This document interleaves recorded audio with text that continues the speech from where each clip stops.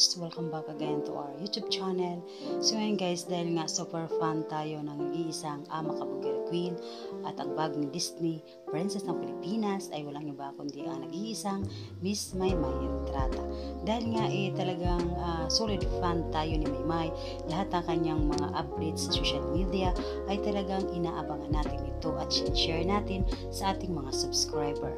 Gaya na lang dito guys ang aking po nakita mula po sa kanyang Facebook na kung saan guys nagluluto si Miss Maymay Entrata ng kanyang merienda na piniritong itlog na may kanin na kasamang may tuna. Hindi ko akalain na isang sikat na Maymay Entrata at bagong Disney Princess ng Pilipinas ay kumakain pa pala ng simpleng pagkain na kagaya nito. Alam po natin si Maymay ay galing po sa probinsya at hindi na po ito bago sa isang simpleng pamumuhay sa probinsya ay itlog at may kasamang kanin at kinisa na may kasamang tuna. Yes guys, nakita po natin ito na iniluto po ni Miss Maymay Entrata at para bang takam-takam ang ating nag-iisang Miss Maymay.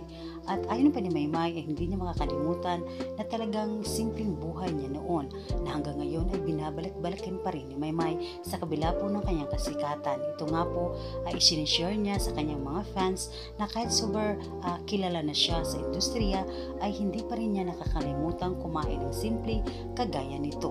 Ayon pa ni Maymay Entrata, sisikat ka man sa showbiz ay wag mong kalimutan ang iyong pinanggalingan dahil yung pinanggalingan mo ayun ang magbibigay sa iyo ng inspirasyon para talagang magsumikat pa sa buhay para makamit mo ang iyong mga pinapangarap.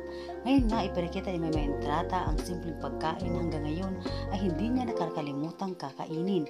Kaya naman guys, kung meron po kayong kilalang artista sa sobrang kasikatan ay kumakain pa ba ng simpleng pagkain na kagaya ni Miss Maymay Entrata? I-comment po yan sa baba. Comment po ninyo sa baba po ng ating video na ito. Yan po guys ang aking update.